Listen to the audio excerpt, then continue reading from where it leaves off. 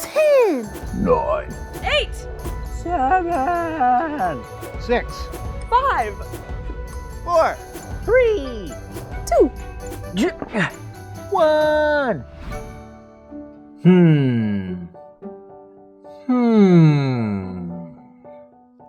Oh, hey, Georgie. What are you doing? Oh, hey, Jane. You know, Jane, have you ever just thought? Thought about what? Oh, just thought. You know, Georgie, I think all of the time. I think about what the clothes I'm gonna wear in the morning and what I'm gonna eat for lunch and what I'm gonna do this weekend and what time I could go to work. Whoa, okay, whoa, Jane, those are a lot of thoughts. Yeah, well, today, Georgie, in this episode, we get to talk about something called neurodiversity, which basically means all the different ways that we think, process, and feel, and how there are a bunch of different ways that we think, process, and feel too. Oh, wow, well, that sounds like some mind-blowing stuff. I think we'd better get started. I'd love to learn some more. Haha, I'm funny. Well, let's get to it for the 9th episode of the Unnamed Kid Show. Woohoo! Happy birthday to you. Happy birthday to you. Happy birthday, dear Luke and Caden and Miles and August and Benton. Okay. Happy birthday to you. Woohoo! Sorry, I'm still learning the piano, but I hope you have an amazing birthday. Hello, everyone. So today, me and Mr. Rabbit want to talk to you all about listening to your bodies and naming what you feel when it takes place. But know that it takes a lot of practice. And the more you practice, the better you'll get at giving yourself more self-care and more kindness. How do you feel about that, Mr. Rabbit? Oh, you feel great? Okay, well, let's go over a few things. I want you guys to practice a few things together. First, imagine yourself getting loved the way you feel loved best.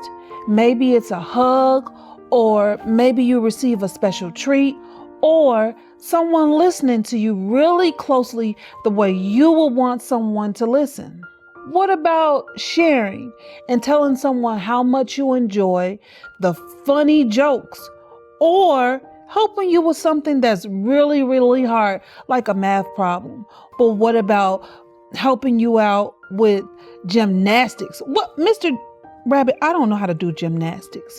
Okay, well, as you're imagining it, place your hand over your heart, or you can place it on your belly, and take in a few deep breaths, and then out through your nose. Notice how your belly feels as it moves in and out with every single breath. Is it soft? Is it relaxed? Is it tight? Or is it something else? This might be how your belly feels when you're feeling loved. Next, place your hand over your heart or your stomach again and see if you feel it beat. See if you feel your stomach growling. It's okay if you can't. Now, jump up and down. Mr. Rabbit, they want us to jump up and down. I don't think it's going to be good for me to jump up and down in my heels, but you go ahead and you do it. 1, 2, 3, 4, 5, 6, 7, 8, 9, 10. Mr. Rabbit said that worked out pretty good for him. Did you like that, Mr. Rabbit? Okay, you want to listen, I'm not going to keep jumping you up and down, okay? All right? They said just 1 or 2 times or 10 times, and I did you like 10 or 15 times. That should be enough.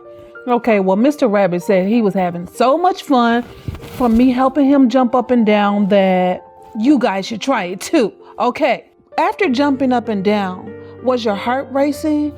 How did your stomach feel? How did you feel after jumping up and down? Did you like it? Did you not like it? Think about those things. So, listen to your body and practice naming what you're feeling so you can give yourself what you need. Do you want to sit down or stand up? Do you need to be still or do you need to move around? Would you like to wiggle, jiggle, hop, dance? It's your body, so you get to decide. Move in a way that feels amazing to you, because being yourself is very, very important to you feeling good in your heart and feeling good in your stomach. So, the next time we come back, we'll talk to you all about something else amazing to help you be more self-centered. Remember, you can pray about it. You can meditate about it. But do what makes you feel good, okay? And pay attention to your body. We love you, and we'll see you next time. Hi everyone! So I hope at this point this theme sounds familiar to you. And once again, I'm going to just refresh your memory that it comes from Matthew 9, verse 14. And it says, Jesus said, "Let the little children come to me. Don't keep them away. The kingdom of heaven belongs to people like them."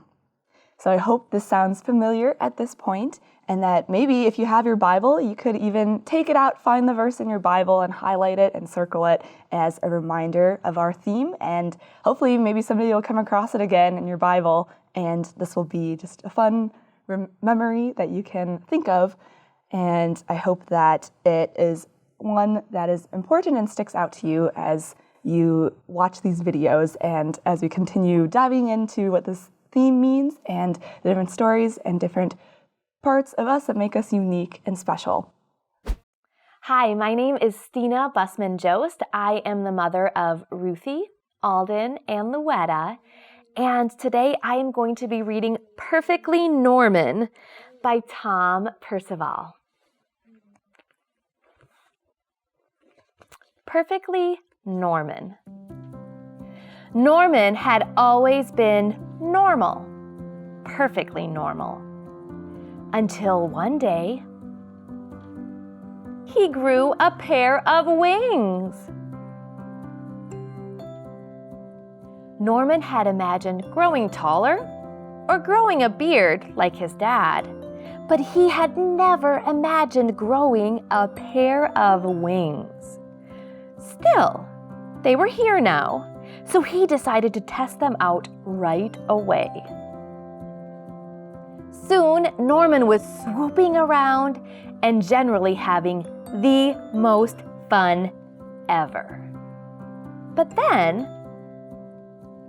he had to go in for dinner.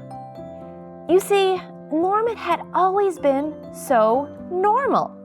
He didn't know how his parents would feel about his extraordinary wings. Dinner! As he went in, Norman covered himself up in a great big coat. His parents didn't notice the wings, but they did think it was odd to be wearing a coat indoors. Bath time was problematic, so was bedtime. The coat was hot and uncomfortable, but Norman had decided that no one should see his wings ever. The next day, Norman went to the park, but he was far too hot to play any of his favorite games, and so it went on. Long car journeys were unbearable. The swimming pool was dreadful, and that was nothing compared to his friend's birthday party. The only time that Norman could feel normal now was when it rained. One day, a boy tried to pull his coat off, and Norman had to run away, hot-faced, angry, and sad. He wished he'd never grown those stupid wings. Then he saw some birds high up in the sky and remembered the joy of his first flight. It occurred to Norman that it was the coat that was making him miserable, not the wings. "Why don't you take that scruffy old thing off?" suggested his mom and dad. Norman looked at them hesitantly. His parents smiled and nodded. Norman smiled back. Then he threw off the coat and let his wonderful wings fan out. Norman leapt into the air. Finally, he was free of that coat. He noticed a few other children wearing thick, heavy coats of their own. They looked up at Norman and around at one another nervously. There was a moment's pause, and then, whoosh! The sky was filled with flying people. Norman had never felt so happy. He realized that there was no such thing as perfectly normal, but he was perfectly Norman, which was just as it should be. That was Perfectly Norman by Tom Percival. Hey, Georgie, how's it going? Who are you calling? Hey, Andrew, I'm just trying to call Min. We were supposed to have lunch together, but she didn't come, and I haven't heard from her yet, so I was just trying to call. Oh, gotcha. Yeah, I hope she's okay. Yeah, me too. I know sometimes she says she just needs some space or time alone, which is good. I understand that. I just wanted to make sure she's okay. Yeah, that makes sense. Oh, it's Rainey. She's here. Oh, hey, Min. It's me, Georgie. Andrew's here too. Hey, man. Hey, Georgie and Andrew. I'm okay. I'm sorry I missed some of your calls and didn't make it in for lunch together today. Oh, it's okay, Min. I just wanted to make sure everything's all right. Thanks for checking in, Georgie. It really means a lot. Some days I just feel like there's a lot going on, and I haven't been feeling that good. Oh, do you have like a sore throat or a fever or an ear infection? I can check on WebMD really quick and see what your symptoms are. No, Georgie, it's not that. My body doesn't feel good, but it's not one of those things or something really that you can see. I actually have what's called anxiety and depression. Have you heard of it before? I think so. I'm not sure though. Well, basically, sometimes I just don't really feel like myself. Sometimes I feel scared and don't really know why. Sometimes I'm really sleepy and not like tired sleepy, but just like I feel worn down about what's going on around me. And it's harder for me to want to get things done. Oh, I see. Well, I'm sorry, Min. Thanks for sharing that with me. Do you mind me asking, is there something that happens that makes you feel these ways? No problem, Georgie. And no, the hard part is I don't know when I'm gonna feel like this, but I just do. I'm sorry again for missing lunch and not answering right away. Oh, Min, it's totally okay. That does sound hard. Well, we can grab lunch and hang out another time. You just tell me when would work best, again, for you, and if there's anything else you need. I care about you, Min. You're a great friend. Thanks, Georgie. You are too. I'll talk to you later. Bye. Bye, Min. Bye, man. Wow, Andrew, it was really good to hear from Min. I didn't know she had anxiety and depression. Yeah, it's fairly common. Like, I have people I care about, friends and family who have depression, and it really is just different for everyone. It could feel like a tummy ache, like you mentioned, but because you're worried and not really because you're sick. Some people, it can be hard to focus when they're feeling anxious, and sometimes it could be something as simple as like fast breathing. Wow, I wish there was more that I could do to help my friends who are feeling this way. Yeah, totally, Georgie. And it's kind of like Min said, you could just reach out, and it's really appreciated. And just sometimes we can care for our friends and family who have depression or anxiety, just by letting them know we're thinking about them. That makes sense. It just feels like, it's hard to know when that's going on because Sure. I know my friend isn't feeling good, but I can't see it with my own eyes, like a broken bone or a scrape. Right, that makes sense, Georgie. But, just because we can't see it doesn't mean it's any less real. God made all of us the exact way that we're made, both on the inside and outside. And it's just important for us to show up with kindness and understanding for our friends and family. True that, Andrew. Well, I think I'm going to go get something to eat and maybe bring it over to Min's house. Good idea. Will you give me a ride? Because I can't drive because I'm a puppet. Yeah, that makes sense. Yeah, let's go. Okay. Oh, hey, Georgie, are you coloring the sun? Oh, yeah, it's been so bright and warm and sunshiny out. I thought I'd color one and maybe send it to Min with a little note just telling her how much I appreciate her friendship. Georgie, that's a great idea. You mind if we color one too? Oh, that's a great idea. The more the merrier. Awesome. Oh, thanks.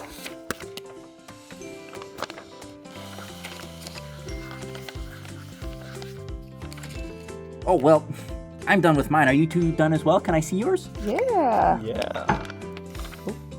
Here's what I got. Whoa, Andrew, yours has like squigglies and orange and red on it. Yeah. And Jake, oh, yours has sunglasses. That's super cool. Mine's kind of spirally, or not spiral, it has like pointies on it, That's really cool. We all made different looking suns. Even though we all know and see the same sun and know what it looks like. Right. And wait, how does that happen? Wait, how does that happen? Whoa. Okay, Whoa. Georgie, you are thinking very hard right now. You're using that brain, which is good. The way your brain works is different than the way my brain works, and it's different than the way Jane's brain works, right? And it's kind of what we've been talking about today, neurodiversity. Oh, yeah, that's right. But wait, Andrew. There are 3 suns? No, that's not what I'm saying. Oh, okay. I'm saying because of the way that we all think, and we ended up creating these different pictures even though there's only one sun. Yeah, sometimes we might think and feel in different ways, but sometimes to get to the same point, we take different paths. Right. Oh, yeah. Like maybe if I really wanted some bacon, instead of opening the package with scissors, Right. I just rip open the package with my teeth and then eat the bacon as fast as I can. Both ways work, right? They both involve eating bacon. Yeah, sort of like that, Georgie. One example that I've seen of neurodiversity is just dyslexia. Oh, wait, that's kind of a tongue twister. Yeah, it's a big word. It basically is when people might process or think about sounds differently, right? It can make it tough for them to break up the words into the different sound parts. Oh. Yeah, and some people are also colorblind, or they can't see certain colors. Oh, like yellow, like the sun? Yeah, yellow, even red or green. So certain colors. Wow, I didn't know about these things. Yeah, and these are just few examples of neurodiversity. There's a lot more. But really, ultimately, it doesn't matter how we process or think or experience the world. We make it work for us, right? It's kind of like the physical differences we were talking about last week. Yeah. Actually, my friend Connor, who's one of the high school seniors here at church, said something the other day that I think captures this perfectly. He said it's important to remember that all of our quirks and differences, they're not our pitfalls. They're actually our greatest strengths. And actually, Christ is in every ounce of us. Remember, there is no right or better. It just is, and it's enough. It just is, and it's enough. I still love that. Thanks so much, Jane and Andrew. Of course, Georgie. Now we're going to watch probably one of my new favorite videos. Some wise words from a friend named Cole. Let's check it out. My name is Cole, and over the next few minutes, I'm going to teach you that it's okay to be different. Since a young age, I've worn different colored socks and 2 different shoes. Why? Because I am unique, a standout from the crowd. I feel best when I am being me. This summer, a funny thing happened. I was in a bookstore with my mom when I realized everyone was strangely quiet. And so I did what needed to be done. I started singing. As a joke, my mom pointed to a book and said, "Hey Cole, this book is for you." I pulled it out and read the cover. Here's what it said: "You're weird." A creative journal for misfits, oddballs, and anyone else who's uniquely awesome. It's the best book ever. It tells everyone it's cool to be different. Today, I'm going to tell you about a friendship of mine that is a little different than you might expect. This is one of my best friends, Steven. He is the happiest person I know. Steven is 44 years old and has autism. Let me start by explaining how we became special friends. When my mom was just 13 years old, she was in the high school cafeteria about to have lunch with her friends. Then she passed a table of kids with special needs. Stephen was a boy at that table. He shouted out, "Hey, what's your name? Come sit with me." My mom sat down, and in that moment, a special friendship began. Stephen asked my mom 3 questions. He wanted to know what she was having for lunch, her phone number, and if they could be friends for 40 years. As my mom gave him her phone number and said yes, he clapped with excitement and said, "I will call you every day." Ever since that day, in 1988, he has kept his promise and called our house every single day. When I was born, Stephen was a special part of our family, and I've grown up calling him Uncle Stephen. Stephen is included in family dinners, he comes to my soccer games, he loves watching movies with us, and every couple of weeks he has a sleepover. Stephen has had autism his whole life. Autism spectrum disorder refers to a range of conditions characterized by challenges with social skills, repetitive behaviors, speech and nonverbal communications, as well as by unique strengths and differences. My friend Stephen is not able to drive a car, but he is able to memorize every phone number he has ever heard. There is no cure for autism, but I think Stephen is perfect the way he is.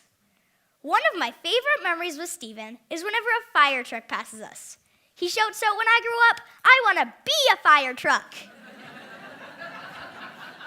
That always makes me smile. He likes the idea of being a fireman, but he loves the idea of being a fire truck. Another thing that always makes me laugh is how much he likes to eat. Have you ever met someone who can eat a steak, 8 slices of pizza, French fries, apple pie, ice cream, and they are still starving? Well, Stephen eats all that almost every time we see him. Finally, one of my favorite memories with Stephen is when we play hide and seek. He always hides in the closets.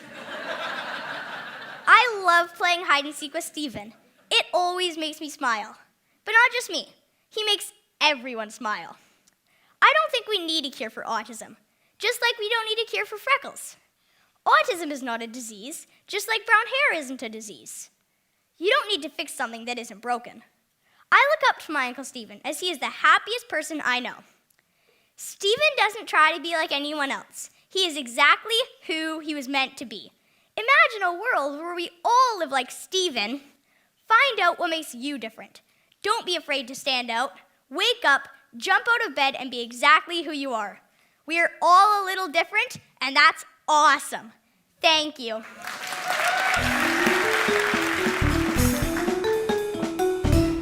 Wow. Well, I don't know about you, but that makes me feel inspired and excited, right?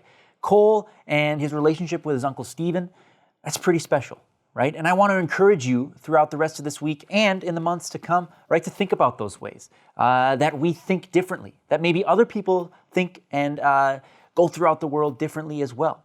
And to know that there's not one way to do that, right? They're all beautiful, they're all wonderful, and they're all the way that God has made us to be. For myself, maybe when I'm thinking or wanting to express my emotions or feelings, I think about how different colors make me feel, and that kind of helps me express my feelings. Or I write words down for music and songs. What are some ways that you like to think through some of your feelings or process the things that are going on in your life? I want you to think about that in the coming weeks. Hi families and friends, I hope that you learned something new today.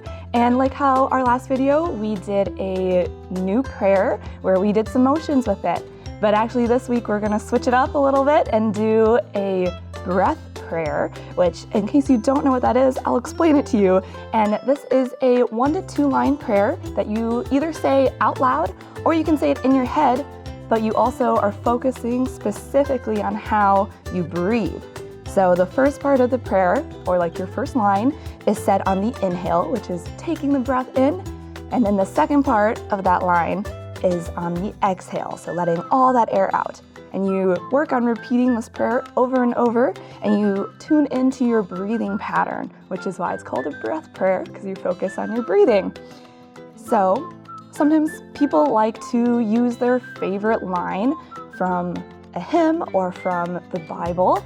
And so this one comes from a song called It Is Well With My Soul. And so we can practice it together.